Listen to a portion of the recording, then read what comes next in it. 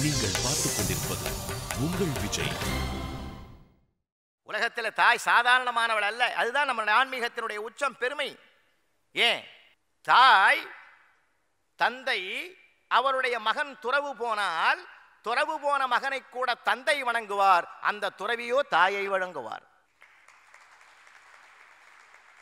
வணங்குதற்குரியவள். கோவிலில் இருக்கிற கடவுள் இருக்கிற திருக்கோயில் கர்ப்பகிரகம் என்றால் இவள் ஒரு உயிரை தாங்குகிற, இவளிடத்திலும் ஒரு கர்ப்பகிரகம் இருக்கிறது. அதனால்தான் கடவுளின் பிரதிநிதியாக தாயை படைத்திருக்கக்கூடிய மகத்துவம் இந்த மண் உலகத்திற்கு போதித்த செய்தி. அதனால தாய் தான் முக்கிய பிரதானமாக இருந்து அவள் சொல்லிக் கொடுத்த தாயிற் சிறந்த கோவில் இல்லைன்னா.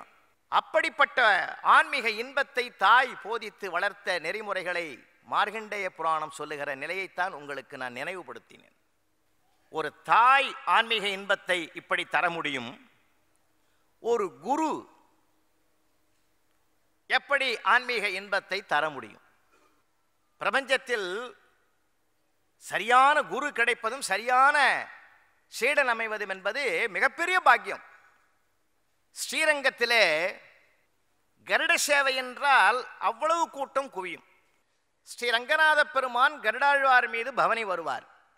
அந்த திவ்ய திருக்கோல காட்சியை கண்டும் கேட்டும் பார்த்தும் பரவசப்பட்டு அந்த பக்தி மார்க்கத்தில் மூழ்குவதற்கு பல லட்சக்கணக்கான பேர் அங்கே குவிந்திருப்பார்கள். எம்பெருமானார் தாசரதி என்று சொல்லப்பட்ட தன்னுடைய சீடனுடைய தோளை பிடித்துக் கொண்டு காவிரியிலே நீராடி வருவதற்காக புறப்படுகிறார். அப்படி காவிரியிலே நீராடி விட்டு அவர் திரும்புகிறார். திருவிழாவிற்கு வந்திருந்த அத்தனை மக்களும் ஒரு காட்சியை உற்று பார்த்து பரிகாசம் செய்கிறார்கள். என்ன நடக்குது? ஒரு கட்டிடம் காளை,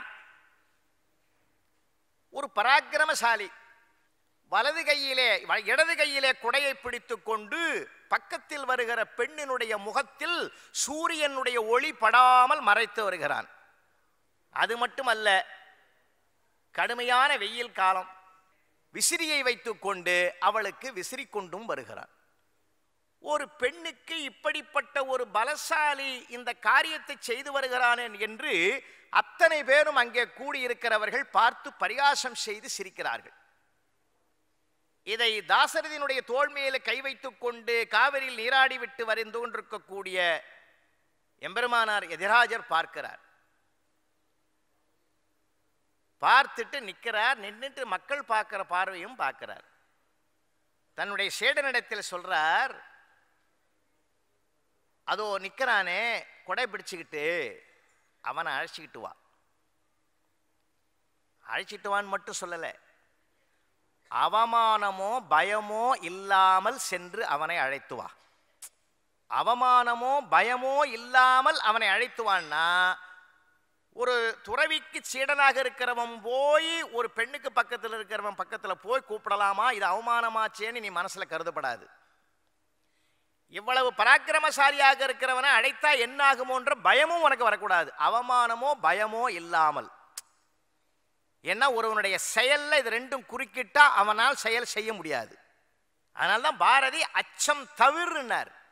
அச்சம் பெரிய தடைக்கல். சுவாமி உன்னை அழைக்கிறார், அவனும் பவ்யமாக வந்து கைகட்டி வாய் பொத்தி நிற்கிறான். பவ்யமாக வந்து கைகட்டி வாய் பொத்தி நின்ற உடனே, அப்படியா நீ என்ன பண்ணிட்டு இருக்கிற? என்னுடைய நான் நேசிக்கக்கூடியவள் அவள், அவளுக்கு பேர் ஹேரம்பா, என்னுடைய பெயர் தனுர்தாசன், மல்யுத்த வீரன். அவளுடைய கண் அழகு சூரிய ஒளியினால் பாதித்து விடக்கூடாது என்பதற்காக அவளை நான் பாதுகாத்து வருகிறேன்.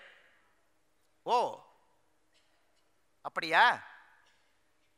உன் மனைவியா? இல்லை, நான் நேசிப்பவள். சரி, நான் இதைவிட ஒரு பேரழகை உனக்கு காட்டிவிட்டால் உன் மனமாற்றம் பெறுவாயா? நிச்சயமாக. மாலை வா. மாலையிலே அவனை அழைத்துக் கொண்டு ஸ்ரீ ரங்கநாத பெருமானுடைய ஆலயத்திற்குள்ளே பெருமானார் அவனை அழைத்துக் கொண்டு போகிறார். கற்பூர ஒளியிலே பள்ளி கொண்டிருக்கக்கூடிய ரங்கநாதனுடைய அழகிய கமல கண்களை காட்டுகிறார்.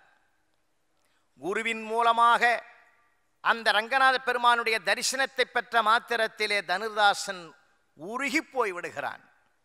பெருமானே, இந்த அழகை, பேரழகை, இந்த கண்ணழகை நான் இதனால் வரைக்கும் தரிசிக்காமல் போய் வாழ்நாளை வீணாளாக ஆக்கிவிட்டேனே என்று அவருக்கு தாசனாகி விடுகிறார்.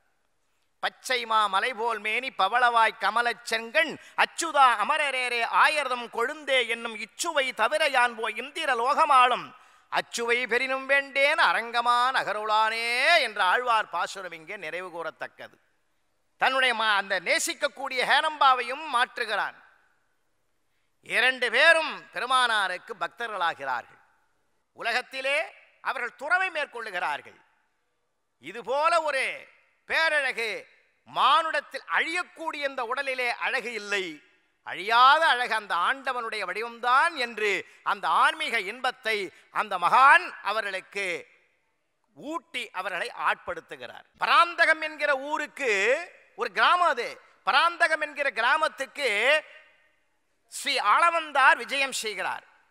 தங்களுடைய சீடர்களோடு ஸ்ரீ ஆளவந்தார் விஜயம் செய்கிற போது கிராம பகுதி இல்லையா, வயலும் வயல் சார்ந்திருக்கிற இடங்கள் அதிகம். அப்போ நான் சொல்றது, ஒரு காலத்தில் கரும்பு நட்டான், அப்புறம் நெல் நட்டான், இப்போ எல்லாம் நம்மளாம் கல் நடுறான், இல்லை ரியல் எஸ்டேட் ஆகுது. அவனே சொல்றான், இங்கே தான் நெல் அறுவடை பண்ணி அளந்து போட்ட இடம், இங்கே தான் அடுப்பங்கரை வருதுங்கிறான். கரும்பு நட்ட இடம், நெல் நட்ட இடம் இன்னைக்கு கல் நடப்படுகிறது. வயல்வெளியில கழனியில நாத்து நடுறதுக்காக சேரு அப்படியே சகதியமா ஓட்டிட்டு இருக்கிறார் ஒருத்தர். அப்படி ஏறு ஓட்டிட்டு இருக்கிற போது திடீர்னு அவருக்கு என்ன பண்றாரு, பசிக்கிறது, அந்த சேத்தை அள்ளி ஒரு வாய் சாப்பிட்றாரு. இந்த கழனியை ஓட்டிக்கிட்டு இருந்தவர், இந்த விவசாயி, அந்த சேத்தை அள்ளி ஒரு வாய் அப்படி சாப்பிட்றார். ஸ்ரீ ஆளவந்தார் பார்க்கிறார், என்னடா இது ஆச்சரியம், அந்த சேத்தை மண்ணை அள்ளி சாப்பிட்றானே அந்த மனுஷன், கூப்பிடு.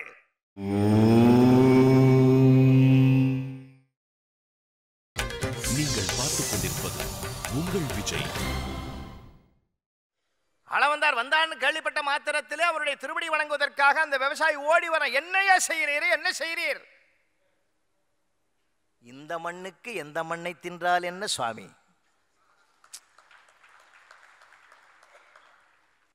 ஆளவந்தார் பார்த்தார், இப்படிப்பட்ட ஒரு தத்துவ பழமா, எவ்வளவு பெரிய தத்துவம் அது. அவர்தான் மாறநேரி நம்பி. மகத்துவங்கள் நிறைய இருக்கிறது, ஆன்மீக ஞானங்கள் செழித்திருக்கிற இந்த மண்ணு, இது குருவினாலே கிடைக்கப்பெற்ற மிகப்பெரிய பெருமையும் சிறப்பும். ஆன்மீகம் மலர்வதற்கு, ஆன்மீக இன்பம் அடைவதற்கு வயதே தேவையில்லை. வைராக்கியம் இருந்தா போதும், நம்பிக்கை இருந்தா போதும், பக்குவம் இருந்தா போதும். பிரகலாத சரித்திரம் அதுக்கு ஒரு உதாரணம். பிரபஞ்சத்தில் குரு அமைவதும் சீடன் அமைவதும் சாதாரணமானதல்ல. நம்ம 10 அவதாரங்களுமே எவ்வளவு பெரிய ஞானம் தெரியுங்களா? நான் ஒன்றை சொல்ல நான் கடமைப்பட்டிருக்கிறேன். அன்பு பெரியோர்களே, நீரில் வாழ்கிற உயிர் மீன், அதுதான் மச்சாவதாரம். நீரிலும் நிலத்திலும் வாழ்வது கூர்மாவதாரம் ஆமை, அதனால தான் கூர்மாவதாரம் 2. நிலத்தில் மட்டுமே வாழ்வது பன்றி, வராகாவதாரம் 3. மனிதனும் மிருகமும் கலந்த நிலை அடுத்த ஸ்டேஜ், அதுதான் நரசிம்மம். உலகத்தில் முதல் மனிதன் குள்ளமான தோற்றம், வாமனாவதாரம். ஆயுதங்கள் ஏந்திய காட்டு மனிதன், பரசுராமர் அவதாரம். அரசகாலம் ஆரம்பித்ததுதான் ராமாவதாரம். வேளாண்மை காலம் கலப்பை ஏந்திய பலராமன் அவதாரம். அறிவியல் மலர்ந்த காலம் சங்கு சக்கரத்தோடு இருக்கக்கூடிய கிருஷ்ணாவதாரம். யுக முடிவு கல்கி அவதாரம். அப்பா இரணியன் 1008 அண்டங்களுக்கும் அதிபதி. சுக்கராச்சாரியாரை நியமித்து என் பிள்ளை பிரகலாதனுக்கு சொல்லிக் கொடு. குரு சொல்றான், அந்த நிகழ்வு உங்களுக்கு நிறைய தெரியும், பதிந்து போன செய்தி இருந்தாலும் ஒன்றினிட்ட மட்டும் நினைவுபடுத்து. இரண்யாய நமன் சொல்லு, அவன் ஓம் நமோ நாராயணாயன். பல நேரங்களில் குரு நிலவரா இருப்பார், பிள்ளை சீடன் சரியில்லாமல் இருப்பான். ஒரு சில நேரத்தில் குரு சரியில்லை இருக்க மாட்டார், பிள்ளை கெட்டிக்காரனா இருப்பான். சில இடங்களில் பார்த்தீங்கன்னா தலைகீழ போகும். காலையில் பரீட்சைக்கு போனவன் மத்தியானம் 2 மணிக்கு வரான், அப்பா லபோ தீபோன்னு கத்துறார். பாக்கெட்ல வச்சிருந்த 100 ரூபாயில 90 காணோம், 90 காணோம், 90 காணோம். ஏண்டி நீ எடுத்தியா? தேர்வுக்கு போன பையன் வந்து சொல்றான், என்னம்மா அப்பா காலைல ஒரு பேச்சு பேசுறார், இப்போ ஒரு பேச்சு பேசுறார். நான் எக்ஸாமினேஷன் போகும்போது என்னதான் சொன்னார், டேய் 100க்கு 90 எடுறா, 100க்கு 90 எடுறா. 90 எடுறா எடுறான்னு சொன்னவர் அவர் தான். இப்ப எடுத்த பிறகு யாரா எடுத்ததுன்னு கேட்கிறார். தலைகீழ் விகிதங்களாக அமைவது உண்டு.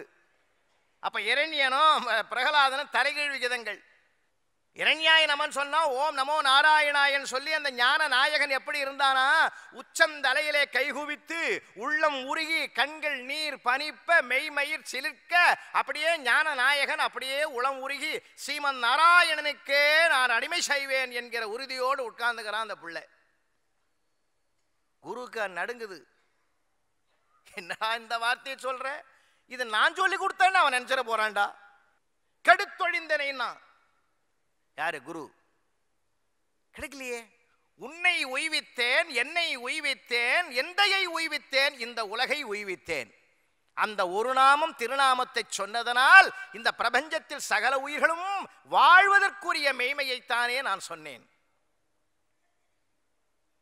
குருன்றது லேசான விஷயம் இல்லைங்க, அற்புதமானது. உலகத்தில் மாதாவுக்கும் பிதாவுக்கும் அடுத்து குரு. ஏன்?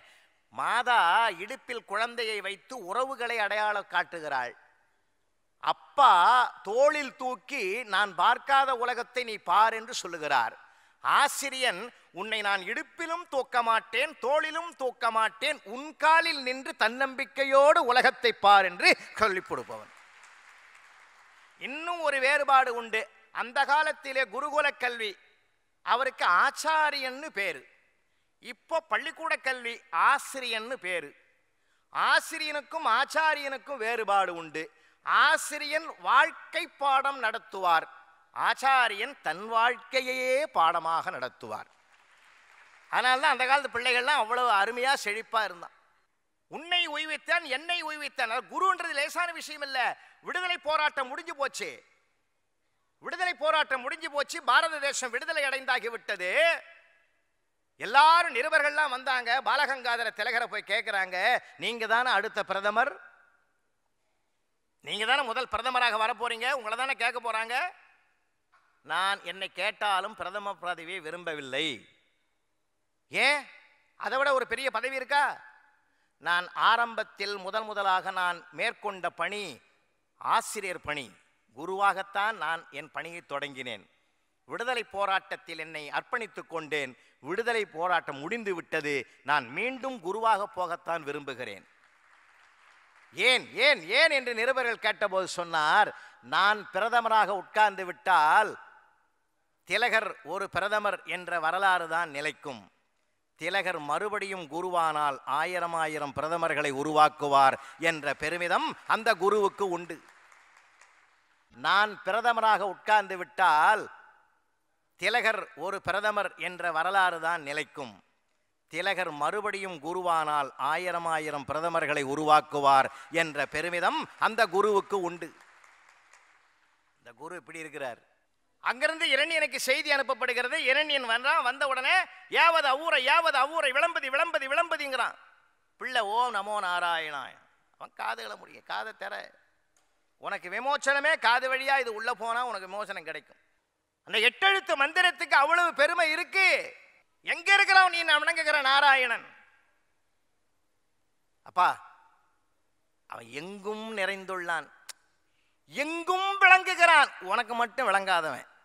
அந்த தமிழ் விளையாடுது பாருங்க. எங்கும் விளங்குபவன், உனக்கு மட்டும் விளங்காதவன். அப்படியா? எங்க இருக்கிறான்?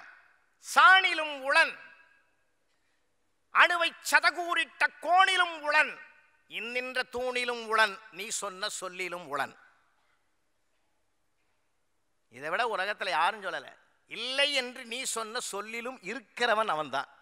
புரோட்டான், நியூட்ரான், எலக்ட்ரான், புரோட்டான்களுடைய கருவிலே டாப் என்ற ஒன்று இருக்கிறதுன்னு 480 விஞ்ஞானிகள் ஒன்னா கூடி முடிவு பண்ணியிருக்கான். அதுதான் அன்னைக்கே சொன்னான் பிரகலாதன். அணுவை பிளந்து ஒரு துகளில் கூட அவன் தான் இருக்கிறான். அவன் என்று ஆண்டவனை சொன்ன இவன் டாப்னு இன்னைக்கு சொல்றான், வேற ஒன்றும் இல்லை. தூணில் இருப்பாரா, தூணை அடிக்க அறையறான். ரெண்டு விஷயம் சொல்லி நான் நிறைவு செய்கிறேன்.